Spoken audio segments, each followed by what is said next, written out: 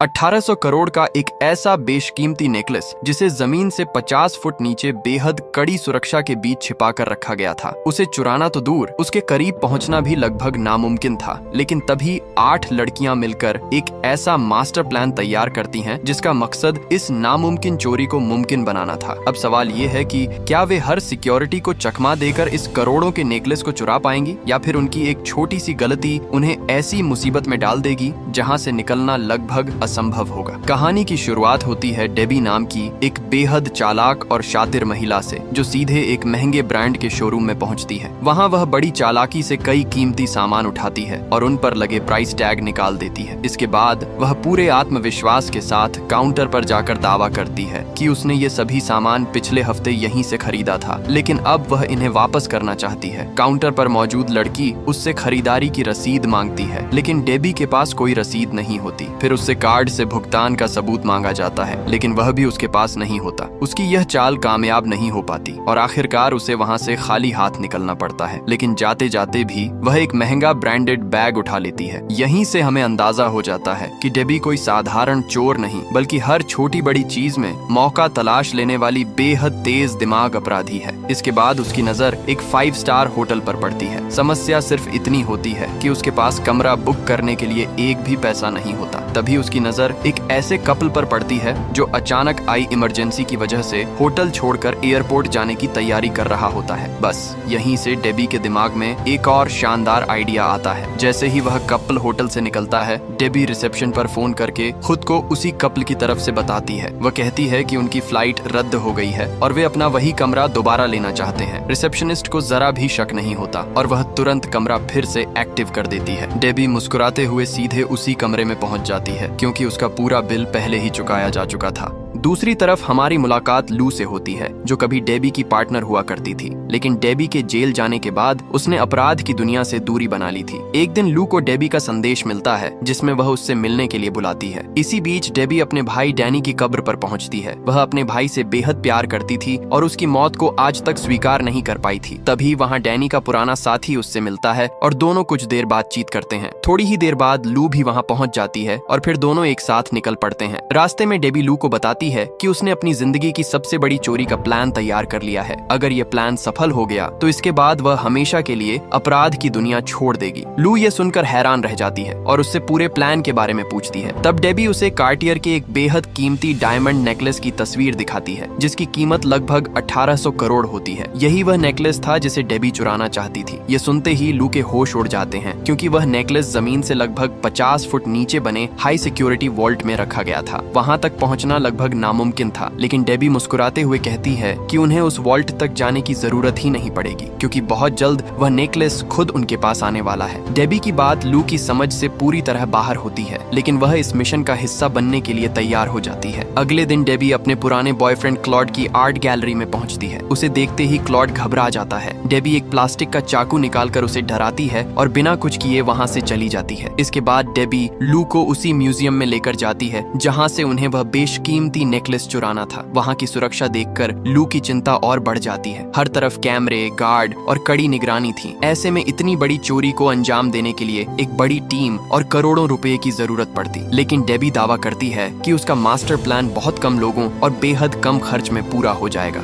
जब लू उससे इस प्लान का राज पूछती है तो डेबी उसे सीधे एक प्रेस कॉन्फ्रेंस में ले जाती है। वहाँ एक मशहूर एक्ट्रेस मौजूद होती है जिसका नाम डैफ्नी था, और यहीं से डेबी अपने सबसे खतरनाक मिशन की पहली चाल चलने वाली थी। प्रेस कॉन्फ्रेंस के दौरान एक रिपोर्टर डैफ्नी से पूछता है कि इस साल होने वाले मेट गाला में वह किस डिजाइनर की ड्रेस पहनने वाली है। इस पर डैफ्नी जवाब देती है कि उसने अभी तक कोई डिजाइनर तय नहीं किया है। ये बात सुनते ही लू को समझ आ जाता है कि डेबी का अगला निशाना कोई फैशन डिजाइनर बनने वाला है। दरअसल मेट गाला दुनिया के सबसे बड़े फैशन इवेंट्स में से एक है, जहां हर साल दुनिया भर के बड़े बड़े एक्ट्रेस एक खास थीम के अनुसार तैयार होकर आते हैं। इस बार की थीम यूरोपियन रॉयल्टी थी और डेबी ने अपना पूरा मास्टर प्लान इसी थीम को ध्यान में रखकर बनाया था, क्योंकि डैफ्नी ने अभी तक अपना डिजाइनर नहीं चुना था। इसलिए डेबी और लू अब ऐसे डिजाइनर की तलाश में निकल पड़ती हैं जो किसी तरह उसके करीब पहुंच सके। कुछ समय बाद उन्हें रोज नाम की एक फैशन डिजाइनर मिलती है। एक समय था जब फैशन की दुनिया में रोज का नाम बहुत मशहूर हुआ करता था, लेकिन समय के साथ उसके डिजाइन पुराने लगने लगे और लोग उसे भूलने लगे, और वो धीरे धीरे वह भारी कर्ज में डूब गई और हालात इतने खराब हो गए कि बैंक ने उसका पासपोर्ट तक जब्त कर लिया ताकि वह देश छोड़कर भाग न सके।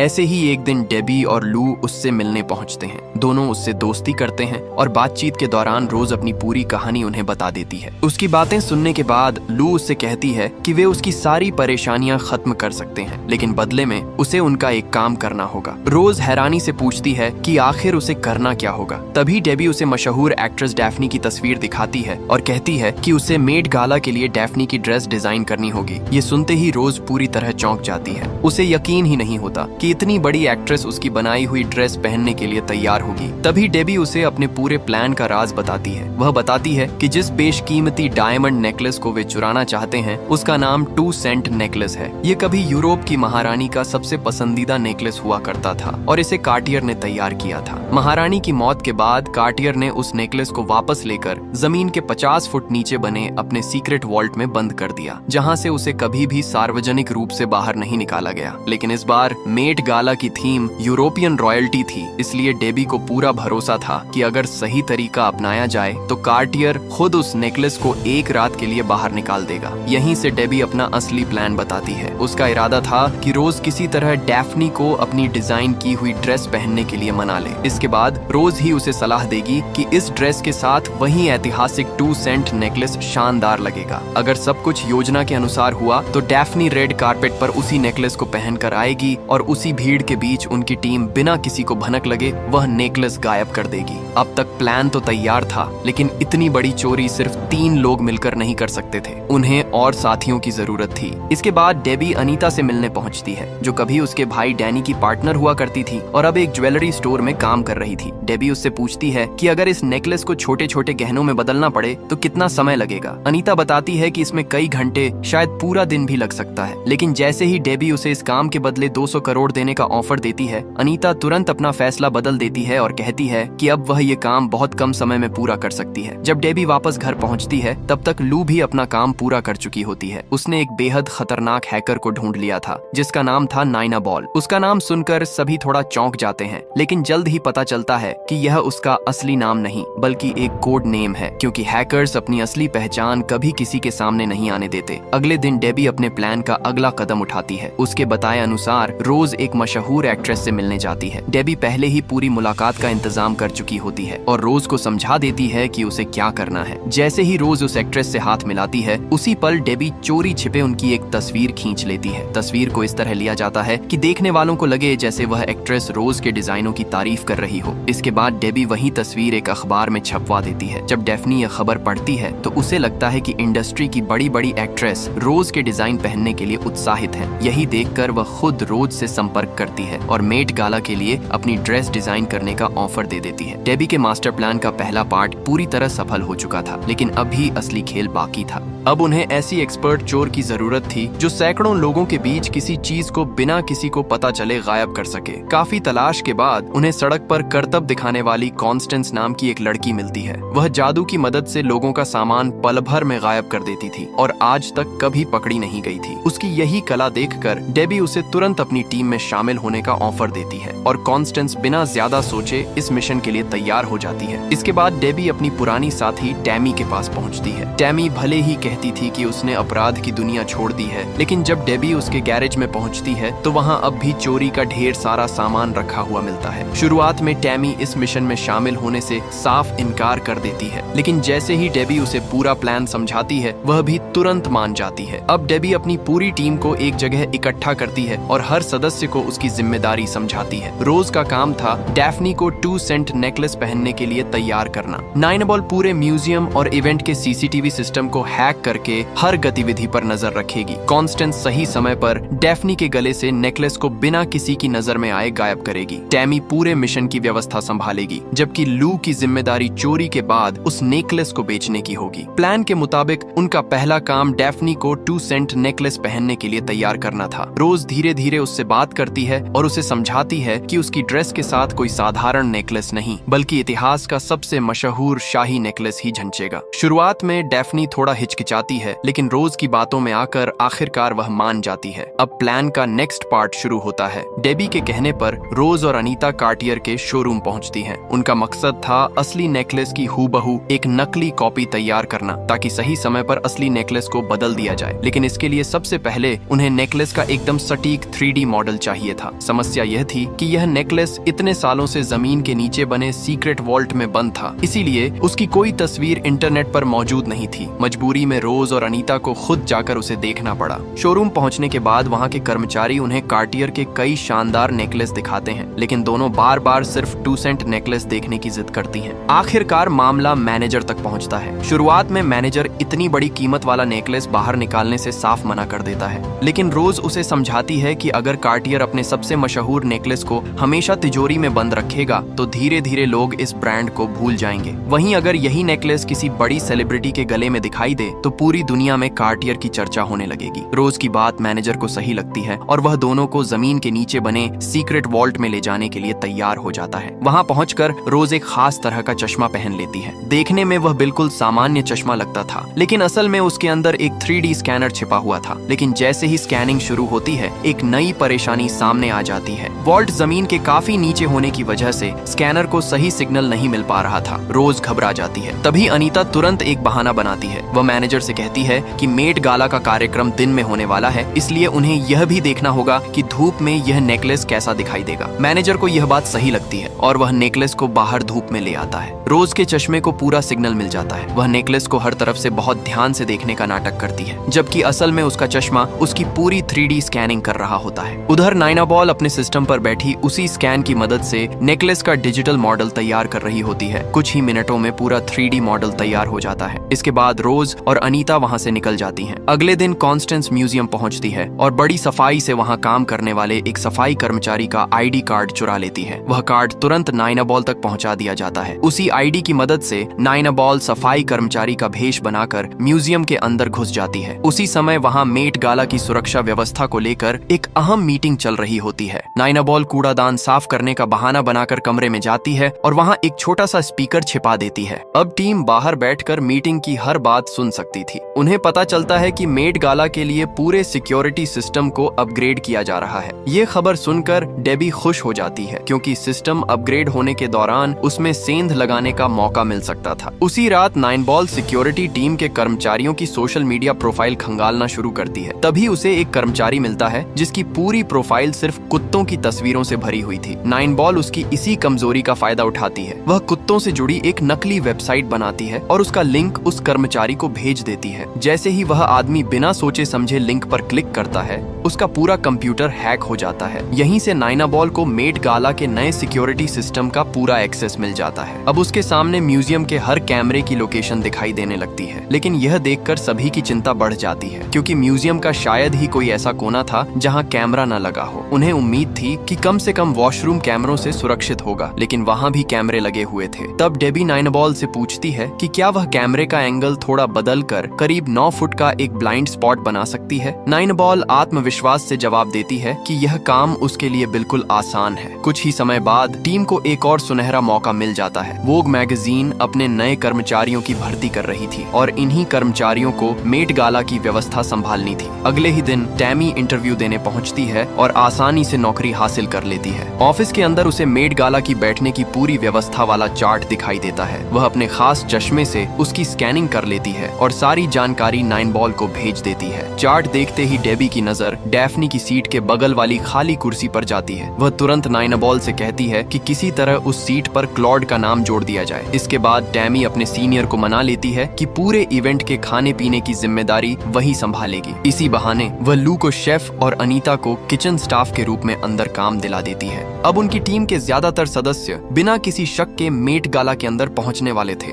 धीरे धीरे डेबी का पूरा मास्टर प्लान बिल्कुल उसी तरह आगे बढ़ रहा था जैसा उसने सोचा था। आखिरकार वह दिन भी आ जाता है जिसका सभी को इंतजार था। सुबह सुबह कार्टियर का कर्मचारी 2 सेंट नेकलेस लेकर डैफ्नी के घर पहुंचता है। रोज उसके पास खड़ी होती है और उसे नेकलेस पहनकर देखने के लिए कहती है। डैफ्नी जैसे ही नेकलेस पहनती है, रोज उसे उतारने की कोशिश करती है, लेकिन तभी एक नई मुसीबत सामने आ जाती है। नेकलेस का लॉक किसी भी तरह खुल ही नहीं रहा था। तभी कार्टियर का कर्मचारी बताता है कि इस नेकलेस को खोलने के लिए एक खास तरह का मैग्नेट चाहिए जो सिर्फ कार्टियर के पास मौजूद है। उसके बिना यह नेकलेस कभी नहीं खुल सकता। ये सुनते ही रोज के चेहरे का रंग उड़ जाता है। अगर नेकलेस खुला ही नहीं तो पूरी चोरी का प्लान यहीं खत्म हो जाएगा। लेकिन रोज तुरंत खुद को संभालती है और कर्मचारी से कहती है कि वह एक बार उसके सामने लॉक खोलकर दिखाए ताकि जरूरत पड़ने पर वह भी समझ सके। कर्मचारी जैसे ही मैग्नेट से लॉक खोलकर दिखाता है, रोज चोरी छिपे पूरे प्रोसेस की वीडियो बना लेती है और तुरंत डेबी को भेज देती है। वीडियो देखकर डेबी की चिंता और बढ़ जाती है। तभी नाइनाबॉल को एक शानदार आइडिया आता है। वह यह वीडियो अपनी बहन को भेजती है जो ऐसे डिवाइस बनाने में माहिर थी। वीडियो देखने के बाद उसकी बहन बिल्कुल वैसा ही मैग्नेट तैयार कर देती है और नाइनाबॉल को दे देती है। शाम होते होते मेट गाला की शानदार शुरुआत हो जाती है। डैफ्नी पूरे शाही अंदाज में 2 सेंट नेकलेस पहनकर इवेंट में पहुंचती है। उसके साथ रोज और कार्टियर का कर्मचारी भी मौजूद होते हैं, जबकि डेबी की पूरी टीम पहले से अपनी अपनी जगह संभाल चुकी होती है। नाइनाबॉल बाहर खड़ी एक वैन में बैठकर हैक किए गए कैमरों के जरिए पूरे म्यूजियम पर नजर रख रही होती है। योजना के अनुसार डैफ्नी सबसे पहले म्यूजियम के उस हिस्से में जाती है जहां यूरोप के सबसे कीमती शाही गहने प्रदर्शित किए गए थे। वहां कुछ समय बिताने के बाद वह अपनी तय सीट की ओर बढ़ जाती है और अब डेबी की जिंदगी की सबसे बड़ी चोरी शुरू होने वाली थी। डिनर शुरू होते ही लू वेटर का भेष बनाकर चुपचाप डैफ्नी की टेबल तक पहुंचती है। मौका मिलते ही वह बड़ी सफाई से उसके खाने में एक खास केमिकल मिला देती है। पूरा दिन तैयारियों में व्यस्त रहने की वजह से डैफ्नी बेहद भूखी थी, इसलिए वह जल्दी जल्दी खाना खाने लगती है। लेकिन कुछ ही देर बाद उसकी तबीयत अचानक बिगड़ने लगती है। उसे तेज बेचैनी महसूस होती है और वह बिना देर किए सीधे वॉशरूम की तरफ भागती है। यही वह पल था जिसका पूरी टीम को इंतजार था। जैसे ही डैफ्नी वॉशरूम की ओर जाती है, कॉन्स्टेंस बड़ी चालाकी से बाकी सभी वॉशरूम के दरवाजे बंद कर देती है और सिर्फ उसी वॉशरूम को खुला छोड़ती है जहां डैफ्नी जाती है। दूसरी तरफ डेबी बाहर खड़ी होकर पूरे माहौल पर नजर रखती है। डैफ्नी इतनी ज्यादा परेशान थी कि उसे अपने आसपास की किसी चीज का होश ही नहीं रहता। तभी कार्टियर का एजेंट भी उसके पीछे अंदर जाने की कोशिश करता है, लेकिन डेबी उसे रोक देती है और याद दिलाती है कि यह लेडीज वॉशरूम है। उसी दौरान कॉन्स्टेंस म्यूजियम स्टाफ का भेष बनाकर डैफ्नी की मदद करने के बहाने अंदर पहुंचती है। वह इतनी सफाई से डैफ्नी के गले से 2 सेंट नेकलेस निकाल लेती है कि डैफ्नी को इसका जरा भी एहसास नहीं होता। उधर ठीक उसी समय एक वेटर खाने की ट्रे लेकर उस ब्लाइंड स्पॉट से गुजर रहा होता है जिसे नाइनबॉल ने पहले से तैयार किया था। डेबी हल्का सा धक्का देकर उसे उसी जगह रोक देती है और अगले ही पल कॉन्स्टेंस चोरी किया हुआ नेकलेस उसकी ट्रे पर रख देती है। बेचारा वेटर अपने काम में इतना व्यस्त होता है कि उसे पता ही नहीं चलता कि उसकी ट्रे पर करोड़ों रुपए का नेकलेस रखा जा चुका है। कुछ ही सेकंड बाद वही ट्रे किचन में पहुंचती है जहां अनीता पहले से इंतजार कर रही होती है। वह तुरंत नेकलेस उठाती है और वॉशरूम में जाकर उसे छोटे छोटे हिस्सों में तोड़ने का काम शुरू कर देती है। इधर डैफ्नी वॉशरूम से बाहर आती है। उसकी हालत देखकर सभी घबरा जाते हैं, लेकिन अगले ही पल कार्टियर के एजेंट की नजर उसके गले पर पड़ती है और उसके होश उड़ जाते हैं। डैफ्नी के गले से 18 करोड़ का 2 सेंट नेकलेस गायब हो चुका था। पूरे म्यूजियम में अफरा तफरी मच जाती है। एजेंट सबसे पहले वॉशरूम की तलाशी लेते हैं, लेकिन वहाँ कुछ भी नहीं मिलता। फिर वे डैफ्नी से पूछताछ करते हैं, लेकिन उसे खुद नहीं पता होता कि नेकलेस आखिर गया कहाँ। उसी समय क्लॉड आगे आता है और बताता है कि वह पूरे समय डैफ्नी के साथ था, लेकिन उसे भी कुछ संदिग्ध दिखाई नहीं दिया। अब सुरक्षा और भी सख्त कर दी जाती है। सभी मेहमानों को हॉल में रोक लिया जाता है और एक एक व्यक्ति की जांच शुरू हो जाती है, लेकिन करोड़ों का वह नेकलेस जैसे हवा में गायब हो चुका था। उधर नाइनाबॉल कैमरों के जरिए सब कुछ देख रही होती है। तभी उसे पता चलता है कि एक सिक्योरिटी गार्ड सीधे किचन की ओर बढ़ रहा है, जहां अनीता अभी भी नेकलेस को अलग अलग हिस्सों में तोड़ रही थी। नाइनबॉल तुरंत डेबी को चेतावनी देती है। बिना एक सेकंड गंवाए डेबी टैमी को प्लान का अगला हिस्सा शुरू करने का इशारा करती है। टैमी के पास पहले से तैयार नकली नेकलेस था जिसे उसने अपनी टांग से बांध रखा था। वह मौका मिलते ही उसे निकालकर पास बने फव्वारे में फेंक देती है और ऐसा माहौल बना देती है जैसे डैफ्नी जल्दबाजी में वॉशरूम जाते समय नेकलेस वहीं गिराकर चली गई हो और खबर पूरे म्यूजियम में फैल जाती है। कार्टियर के एजेंट राहत की सांस लेते हैं और सभी सिक्योरिटी गार्ड, यहाँ तक कि किचन की तरफ जा रहा गार्ड भी वापस बुला लिया जाता है। यही वह मौका था जिसकी अनीता को जरूरत थी। वह असली नेकलेस को पूरी तरह खोलकर उसे कई छोटे छोटे गहनों में बदल देती है। इसके बाद कॉन्स्टेंस वे सारे गहने डेबी तक पहुंचाती है और डेबी उन्हें अपनी पूरी टीम में में बांट देती है। किसी के पास ब्रेसलेट चला जाता है, किसी के पास कान की बालियां तो किसी के पास अंगूठी। यही वजह थी कि करोड़ों रुपए का नेकलेस सबकी आंखों के सामने म्यूजियम से बाहर निकल गया और किसी को इसकी भनक तक नहीं लगी। इसी बीच डेबी की मुलाकात अचानक क्लॉड से हो जाती है। उसे देखकर क्लॉड पूरी तरह हैरान रह जाता है। वह कुछ समझ पाता उससे पहले ही डेबी बिना कुछ बोले वहां से निकल जाती है। आखिरकार जांच पूरी होने के बाद मेहमान एक एक करके म्यूजियम से बाहर जाने लगते हैं। किसी को जरा भी अंदाजा नहीं होता कि हर सदस्य अपने साथ उस बेशकीमती नेकलेस का एक हिस्सा लेकर जा रहा है। दूसरी तरफ कार्टियर के एजेंट फव्वारे से मिला नेकलेस वापस शोरूम ले आते हैं, लेकिन जैसे ही मैनेजर उसकी जांच करता है उसके पैरों तले जमीन खिसक जाती है। वह असली नहीं बल्कि बेहद शानदार तरीके से बनाया गया नकली नेकलेस था। हालांकि नेकलेस का बीमा कराया गया था, इसलिए तुरंत इंश्योरेंस कंपनी को खबर दी जाती है। कंपनी इस मामले की जांच के लिए जॉन नाम के एक अनुभवी इन्वेस्टिगेटर को नियुक्त करती है। जॉन सबसे पहले कार्टियर के एजेंट से पूछताछ करता है। इसके बाद वह म्यूजियम की पूरी ड्रेनेज लाइन तक की तलाशी लेता है, लेकिन वहां भी उसे कुछ नहीं मिलता।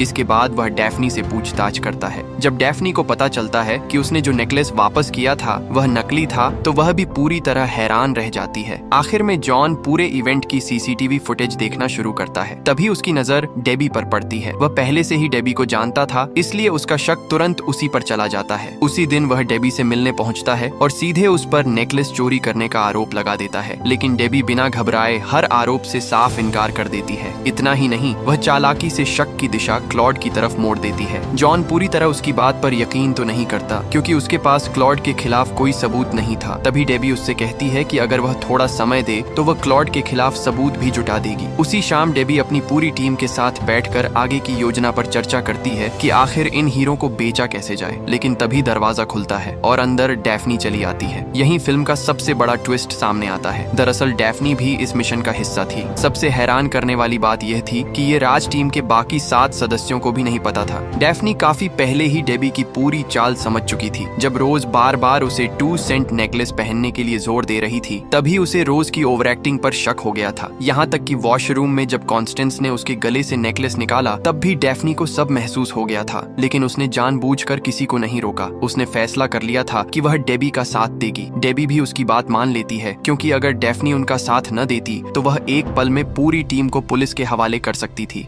लेकिन अब भी एक बहुत बड़ी समस्या बाकी थी। जब तक इस चोरी का केस बंद नहीं हो जाता, वे इन हीरो को बेच नहीं सकते थे। अब उन्हें किसी ऐसे इंसान की जरूरत थी जिस पर पूरी चोरी का इल्जाम डाला जा सके, यानी एक बलि का बकरा। डेबी मुस्कुराते हुए अपनी टीम को बताती है कि उन्हें बलि का बकरा ढूंढने की जरूरत ही नहीं है, क्योंकि उसने पहले से ही एक इंसान चुन रखा है, क्लॉड। उसी रात डैफ्नी डेबी के बताए अनुसार क्लॉड से मिलने जाती है। दोनों पूरी रात साथ बिताते हैं। अगली सुबह क्लॉड के जागने से पहले ही डैफ्नी चुपचाप उसकी अलमारी से वही सूट निकालती है जो उसने मेट गाला की रात पहना था। दरअसल मेट गाला के दौरान जब डेबी जानबूझकर क्लॉड से टकराई थी, तभी उसने चोरी छिपे 2 सेंट नेकलेस का एक छोटा सा टुकड़ा उसकी जेब में डाल दिया था। डैफ्नी उसी सूट की जेब से वह हीरे का टुकड़ा निकालती है, उसकी तस्वीर खींचती है और तुरंत डेबी को भेज देती है। डेबी बिना देर किए वह फोटो इन्वेस्टिगेटर जॉन तक पहुंचा देती है। अब जॉन के हाथ पहली बार एक ठोस सबूत आ चुका था। वह तुरंत पुलिस को खबर देता है और कुछ ही समय बाद क्लॉड को गिरफ्तार कर लिया जाता है। लेकिन सवाल यह था कि आखिर डेबी ने क्लॉड को ही क्यों फंसाया। इसका जवाब उनके अतीत में छिपा था। कई साल पहले डेबी और क्लॉड एक दूसरे से प्यार करते थे। दोनों मिलकर महंगी आर्ट गैलरियों से कीमती पेंटिंग्स चुराते और उन्हें बेचकर करोड़ों कमाते थे। लेकिन एक दिन उनकी किस्मत ने साथ छोड़ दिया और दोनों पुलिस के हत्थे चढ़ गए। उस मुश्किल वक्त में क्लॉड ने खुद को बचाने के लिए पूरी गद्दारी कर दी। उसने सारा इल्जाम डेबी पर डाल दिया और पुलिस से कह दिया कि डेबी ने उसे मजबूर करके यह सब करवाया था। जेल से बाहर आने के बाद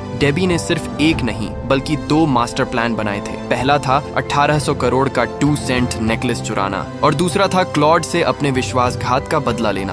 अब आखिरकार वह समय आ चुका था जब टीम उन हीरो को बेच सकती थी। लेकिन जब सारे खर्चे निकालकर हिसाब लगाया गया तो सभी के हिस्से में उम्मीद से काफी कम पैसा आने वाला था। यह देखकर पूरी टीम थोड़ी निराश हो जाती है। तभी डेबी एक और ऐसा राज खोलती है जिसे सुनकर सबकी आंखें फटी की फटी रह जाती हैं। वह बताती है कि उन्होंने सिर्फ 2 सेंट नेकलेस नेकलेस ही नहीं चुराया था, असल में उन्होंने म्यूजियम में रखे पूरे शाही ज्वेलरी कलेक्शन को ही बदल दिया था। डेबी ने अपने एक पुराने साथी की मदद से पहले ही म्यूजियम में घुसकर सारे असली गहनों की जगह बिल्कुल वैसी ही नकली ज्वेलरी रख दी थी। उन सभी गहनों की कुल कीमत लगभग $350 मिलियन यानी करीब 4200 करोड़ थी। यह सच्चाई सुनते ही पूरी टीम खुशी से झूम उठती है, क्योंकि अब हर सदस्य के हिस्से में उम्मीद से कई गुना ज्यादा पैसा आने वाला था। यहीं इस रोमांचक कहानी का अंत होता है। अगर अगला पार्ट देखना है तो कमेंट करना मत भूलना।